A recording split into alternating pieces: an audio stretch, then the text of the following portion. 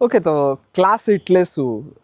જે એકદમ પાયાનો મહત્ત્વનો ફંડા કહી શકીએ આપણે કે જાવા અથવા તો ઓબ્જેક્ટ ઓરિએન્ટેડ પ્રોગ્રામિંગમાં ક્લાસ એટલે ખૂબ જ મહત્ત્વનો ફંડા.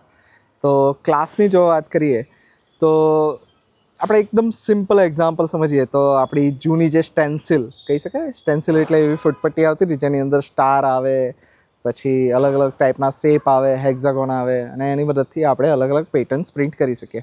તો એ જે સ્ટેન્સિલ છે એ તમારો ક્લાસ થઈ ગયો, અને એની મદદથી તમે જેટલા અલગ અલગ સ્ટાર બનાવો છો એ તમારા ઓબ્જેક્ટ્સ થઈ ગયા. હવે એનું એક્ઝામ્પલ લઈ લઈએ કે મેં યુઝર ક્લાસ એક બનાવી દીધો. તો યુઝર ક્લાસનું જે ટેમ્પલેટ છે એ ટેમ્પલેટમાં શું હશે કે એનું first name, last name, user name, email, password, આ થઈ ગયા એના ડેટા. અને એની મેથડ આવી ગઈ login, logout, forgot password, all this things. હવે યુઝર નંબર 1 હોય, 2 હોય, સ્ટુડન્ટ હોય, ફેકલ્ટી હોય, વોટેવર જે કંઈ પણ કેટેગરીનો યુઝર હોય, પણ જ્યારે હું એનો ઓબ્જેક્ટ બનાવીશ તો એ બધા ઓબ્જેક્ટની પાસે શું હશે?